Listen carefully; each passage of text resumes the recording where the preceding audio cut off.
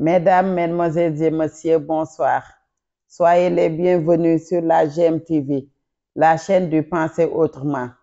Aujourd'hui, nous allons échanger sur la question de l'immigration clandestine qui défraie actuellement la chronique au Sénégal. Bonsoir, M. Gueye. Bonsoir, Madame Gueye. Comment allez-vous? Je vais bien et vous? Ça va très bien. Ah, Dieu merci. Alhamdulillah. Alhamdulillah. Monsieur Gueye, parmi les personnes qui prennent la mer depuis les côtes sénégalaises, nombreux sont les pêcheurs. Pourquoi? Quelles sont les raisons qui les poussent à partir de cette manière? Je vous remercie beaucoup, Madame Gueye, pour ce sujet d'actualité que vous venez encore une fois de choisir. Merci beaucoup. Et le prétexte, comme vous le savez, c'est qu'une pirogue a chaviré au large de Saint-Louis avec de nombreux morts. Une pirogue qui était en partance pour l'Europe. Alors, je vois que vous avez axé votre thématique dans cette première question sur les pêcheurs. Effectivement, les statistiques montrent que les pêcheurs, en ce qui concerne les embarcations plutôt qui vont en Europe, plus du tiers de ces embarcations concernent justement des pêcheurs. Alors, comme vous le savez, c'est un secteur qui est en difficulté depuis pratiquement 2000, avec surtout des licences de pêche qui sont distribuées par-ci, par-là, mais de manière très défavorable pour le pays. Il s'ensuit des captures industrielles, des bateaux qui viennent, n'est-ce pas, pêcher dans nos côtes et qui ne laissent rien en rade. La conséquence logique, c'est que les côtes sénégalaises ne sont plus poissonneuses. Alors, ça c'est une appréciation qui montre encore une fois le déficit de gouvernance dans nos pays. Alors, maintenant, les pêcheurs sont obligés de partir parce que comme il n'y a plus de poissons, comme le secteur est très mal géré, donc ils sont obligés d'aller vaquer à d'autres occupations ailleurs.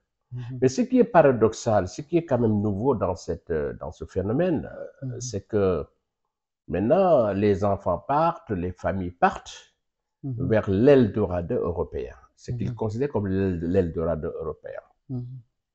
Alors c'est un vrai problème, hein, il faut le dire, c'est un vrai problème. Donc ça, je crois que c'est le premier facteur. Et d'ailleurs, ce facteur, licence de pêche mal négociée, a été exacerbé aussi par le fait que le gouvernement sénégalais avait depuis quelque temps opté pour une politique de motorisation des pirogues. Et c'est ce qui fait qu'effectivement, la traversée maintenant est beaucoup plus facile. Donc ça, c'est le premier facteur, le facteur licence mal négociée. Le deuxième facteur, il est lié quelque part à des anomalies dans notre société. Vous savez que dans les familles, malheureusement, il y a beaucoup de compétition entre enfants, entre femmes d'un même foyer. Il y a aussi le regard inquisiteur de la société. Et cette société-là, n'est-ce pas, a des exigences tellement importantes que les jeunes sont obligés de partir pour réussir. Donc, voyager est synonyme de réussir. Ce qui n'est pas forcément le cas, mais en tout cas, dans le subconscient des gens, c'est cela. Et c'est pourquoi vous allez voir des gens qui ont plus de 7000 € en poche et qui préfèrent aller effectivement émigrer au lieu de développer des projets en propre. 7000 €, c'est l'équivalent à peu près de 4 à 5 millions de francs CFA, ce qui aurait pu leur permettre de promouvoir quelque chose sur place. Alors, donc ça, c'est le deuxième problème que je vois. Maintenant, il y a un troisième problème qui est lié à des politiques économiques qui sont complètement en déphasage avec les exigences de succès, de rentabilité, les exigences de performance. Parce qu'aujourd'hui, il faut dire que les politiques économiques sont complètement en déphasage avec les besoins des populations. Des taux de croissance annoncés qui sont très importants, qui n'arrivent pas à faire, comment dirais-je encore, reculer la pauvreté. La question démographique qui est là, qui est omniprésente. Alors, s'ils ajoutent à cela d'autres éléments, tels que des politiques d'aménagement du territoire qui ne sont pas très adéquats, des politiques d'investissement qui ne sont pas très rentables, eh bien, vous voyez que donc le problème, il est là. Et enfin, le dernier facteur que je voulais souligner, c'est un facteur lié au fait que l'Europe, quand même, ne récolte que ce qu'elle a semé. Vous savez qu'après la Deuxième Guerre mondiale, les États-Unis d'Amérique avaient développé un plan Marshall pour l'Europe, lequel plan avait permis à l'Europe de se développer grâce à des complémentarités industrielles. En ce qui concerne donc l'Afrique, ce n'est pas le cas. L'Europe a toujours considéré l'Afrique comme une vache à lait, des biens financiers que l'Europe ne veut pas, comment dirais-je encore, rembourser, ne veut pas restituer. Alors, des biens également culturels que l'Europe ne veut pas redonner à ces pays-là qui en sont propriétaires. Eh bien, ceci couplé au fait que les visas sont très difficiles à obtenir, eh bien, ça pose aujourd'hui beaucoup de problèmes, donc qui aujourd'hui justifient le fait que les jeunes désemparés sont obligés effectivement de partir. Donc voilà un peu ce que je voudrais dire par rapport effectivement à cette première question, qui est une question extrêmement importante. Plus globalement, qu'est-ce qui amène les jeunes Sénégalais à émigrer par bateau? L'inflation est-elle la raison principale? Le manque d'opportunités d'emploi également? Vous avez bien fait de poser cette question, qui est une question très importante. Mais d'abord, il faut remarquer que l'Europe, entre l'Europe et le Sénégal est globalement relativement proche de l'Europe par rapport à beaucoup de pays. Et puis, puisque la voie terrestre, elle est assez difficile, les populations qui veulent émigrer passent par la mer. D'autant plus que les pirogues sont motorisées. Donc ça, c'est un élément qui est important à souligner. Alors, le deuxième élément qu'il faut souligner, alors c'est que, vous savez que nous avons des politiques qui ne conviennent pas à la jeunesse.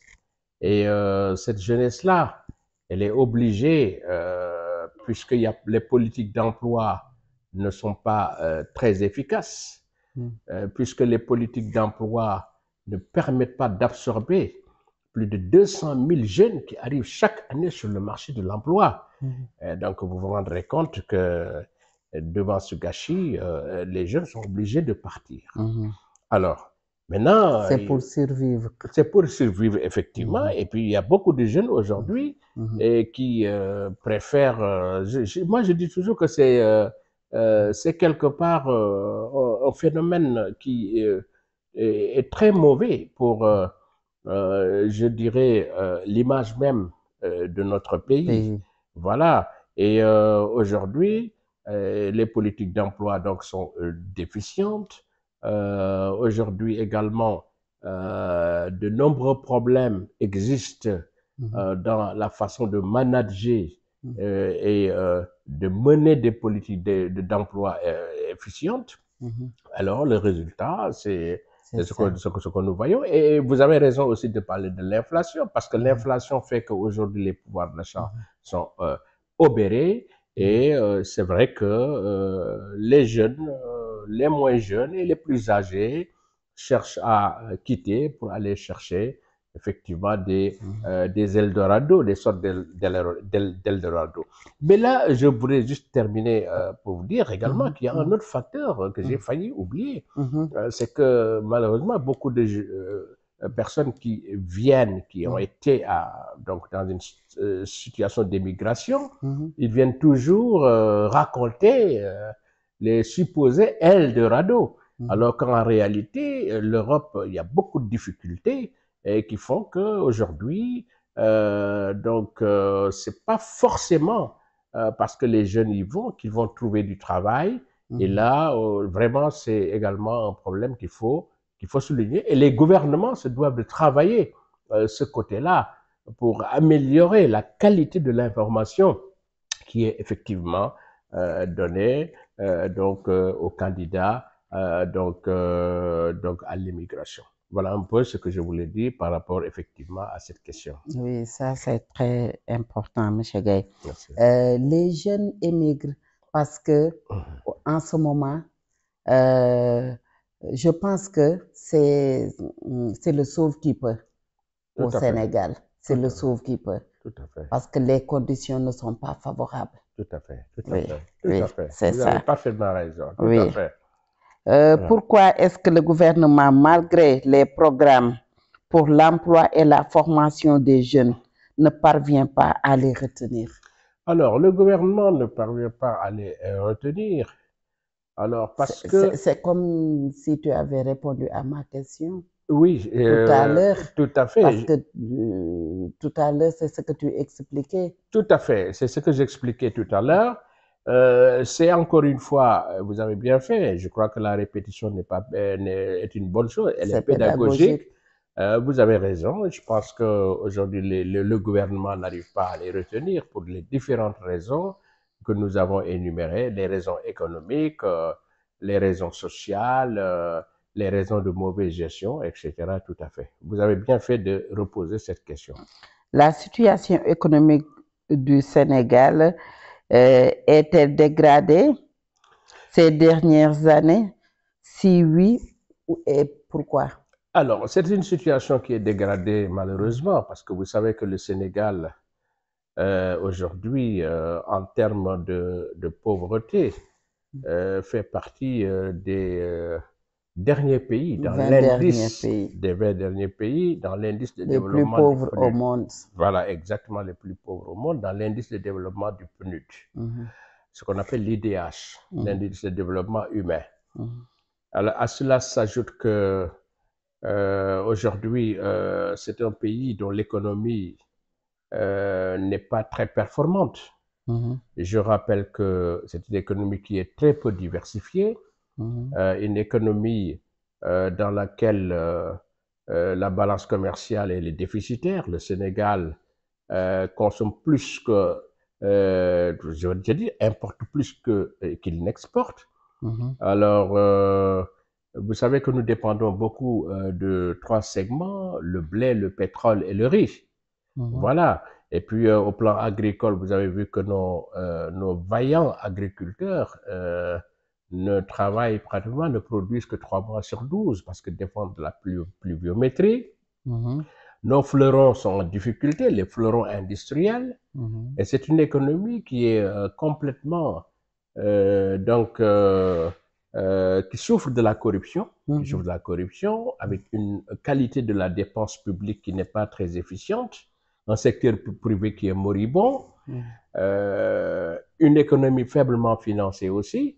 Vous vous rendrez compte que dans ce contexte, on peut comprendre pourquoi effectivement de plus en plus de jeunes préfèrent aller effectivement dans cette stratégie de migration vers l'Europe surtout. Voilà un peu ce que je voudrais dire par rapport à cette dernière question, qui est une question extrêmement importante. Merci beaucoup, M. Gaye. Je vous remercie, Madame Gaye. On est très content de vos réponses. Merci beaucoup, Madame Gaye. Merci. Mesdames, Mesdemoiselles et Messieurs, nous sommes à la fin de cette émission et nous vous donnons rendez-vous très prochainement, Inch'Allah, par la grâce de Dieu. Au revoir.